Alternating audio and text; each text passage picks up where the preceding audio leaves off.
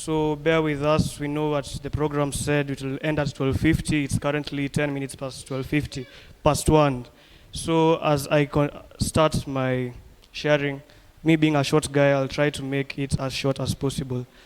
So the theme is equipping the next generation, and the verse is from Hebrews chapter 13, verse 21. And we've read it a couple of times, yeah? So my subtopic will be if only we knew. Yeah, if only we knew. And my verse of contemplation will be 1 Samuel chapter 15, verse 9. And this is where it says, but Saul spared King Agag and all the fat spoils, but the foul things he utterly destroyed. Now, we all want to be aware of what is happening and of what has happened. We think that we know it all, but my subtopic states that if only we knew, means that we don't know some things at times. So at times we might fail to know the crucial aspects of life, and even if we are well equipped, it might be vanity. And it will be vanity. So for us to be fully equipped and ready, we have to know, and we have to be well equipped with what happened before, what is happening in the present, and we should endeavor to have and to change or to have an impact in the future. Now in my verse, we see that it says, but Saul. Now King Saul was very well equipped. Him being the king of Israel, he was very well equipped with armies, with weapons, with chariots. And in 1 Samuel 15, verse 9, it starts by saying, but Saul. Now, if you go back to the story of Exodus, that I believe we all know, and I know you're going to be wondering, how does Exodus, King Saul, and equipping the next generation relate? But we'll see when we get there. So in the story of the Exodus, when the Israelites were coming from Egypt, they passed through the Amalekites' territory.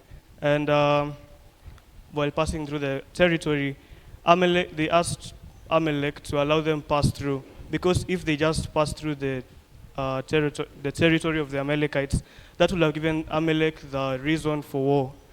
And in Exodus chapter 17, chapter 17 from verse 8 onwards, we see that this is where the first war between Amalek and Israel ensues. But wait, if we go back to if we go forward to Deuteronomy 25, in verse 17 to 19, we see the history of the enmity between Amalek and Israel. Now, as they were leaving Israel, as I've said, they asked for permission to pass through. And Amalek, he allowed them to pass through, but with malice in his intentions. Now, we are told by the great historians and the great philosophers that in the Israel army, as they were marching from Egypt to Canaan, the strong and able-bodied people will be at the forefront, in the front line, to protect them from any dangers that will come head-on with them. But the sick, the weak, the women, the children, the elderly, they were all at the back. And Amalek had purposefully, with malice in his intentions, allowed them to go and to pass through his territory. And as they passed, let's say Israel was a big nation, yeah? And if the first person was in, let's say, Shell, here engine, the last person will be, let's say, in Mihoko. And that just shows how big of an army they were, or of a nation. And for Amalek to carry out his plan well, he allowed them to pass through and waited until the people who are at the hindmost to reach him. And we see in Deuteronomy chapter 25, I think in verse 17, where it says, he smote all the people from the rear. And if he did not kill everyone, those who are lucky to survive were severely injured. Now in verse 19, God promises that he will avenge his people. Let me read. In verse 19 of Deuteronomy chapter 25, it says, therefore it shall be when the Lord your God has given you rest from your enemies all around, in the land which the Lord your God is giving you to possess as an inheritance, that you will blot out the remembrance of Amalek from under heaven. You shall not forget. So God instructs Israel to rest a bit, and after he has given them rest and peace from all the enemies of Israel, Israel will attack Amalek and destroy them completely. Now we'll come back to 1 Samuel chapter 15, verse 2, where God is using Samuel to tell Saul that he should go and destroy the Amalekites totally. Now do you see the relation between Exodus and my story? So in verse 2, he says, thus says the Lord of hosts, I will punish Amalek for what he did to Israel, how he ambushed him on the way when he came up from Egypt. Now go and attack Amalek and utterly destroy all that they have, and do not spare them, but kill both man and woman, infant and nursing child, ox and sheep, camel and donkey. Now I want to believe that God's motive was out of sight, out of mind. And that's why he told them to destroy Amalek completely. Before I continue, we see that there's another message in this story.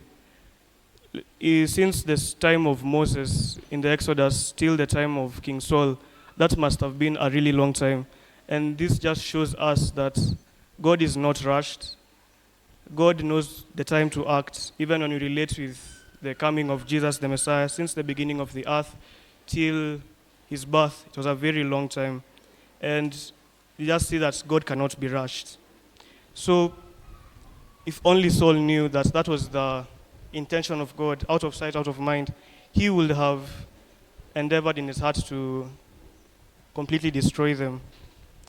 But in verse 19, it starts by saying, in verse 9, it starts by saying, but Saul. Now, but in English, it might show disappointment. And here it shows disappointment and defiance. And by Saul's defiance, he was rejected by God.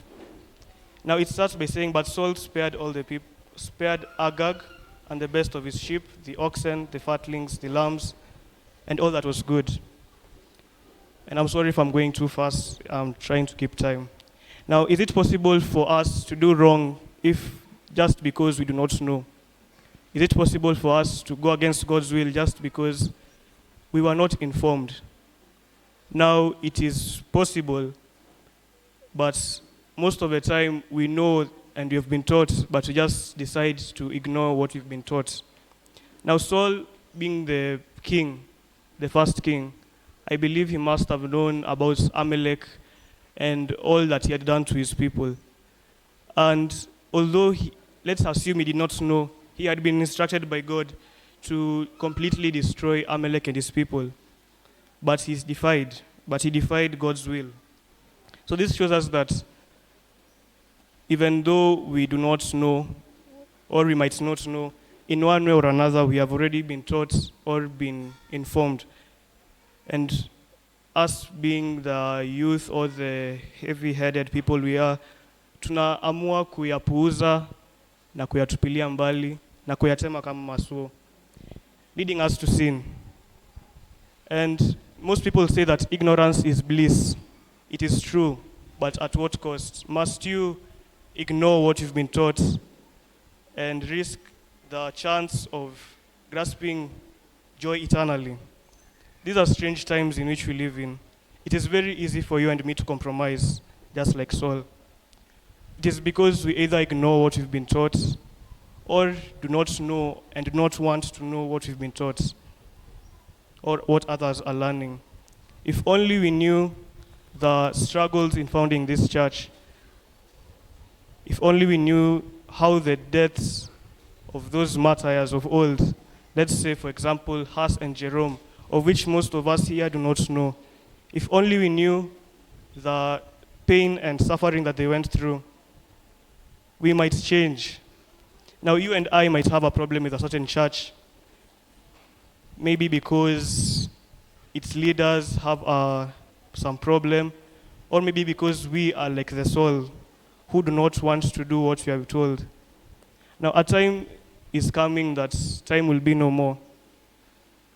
And can we stop and ask ourselves, okay, maybe in the next 15 or so years, if Christ will not have come yet, if this history of your church will be read to the people who are going to that church, will your story inspire someone to change? Will your story inspire someone to turn aside and be saved? If only you knew. Now, for the Form 4s who had finished, I would like to tell you of the verse, of the chapter, Ecclesiastes chapter 3, where there is a time for everything. For those who are still in campus and high school and primary school, or in jobs, there's a time for everything under the sun. And I would like to encourage all of us to be like the Rechabites in Jeremiah chapter 35, where they were always obedient, and like Saul. Now, I started by saying, stand firm, just like Daniel. Now we have finished, and I believe we will finish strong and well, just like Paul. We all have what it takes to finish well. We all have what it takes to do God's work. In Romans chapter 8, verse 28, it says, and we know that all things work for good for those who love God, for those who are called to his purpose. And if we decide to allow our elders, our teachers, to equip us with information that is crucial in our lives and not turn aside their instructions. It's one thing to be taught, and it's another thing to follow instructions. Because you might be taught of many things. You might be the let's say, the smartest mind in your class or wherever you work, but just because of not following instructions, your future will have a big gap in it, yeah? And if we choose to allow our teachers and our elders to equip us with knowledge that is good for us, we will continue living in this life that we are in with many good advantages, as it says in John, the verse that says, children, obey your parents, for this is the first commandment with a promise. So to live long in the land. So if we obey and if we trust, if we follow, we will have what it takes to equip the next generation, because I believe Gen Z is the current generation, no? And if we continue living in faith and also in works, because faith without work is dead, we should be able to be a light, a salt to the world. We should be able to be like the little girl who helped Saul. And in everything we do, we should remember that God is the key and the core of our lives. Thus far the Lord has brought us. If only we knew, now we know. Let us choose what we'll do with that information. Be blessed.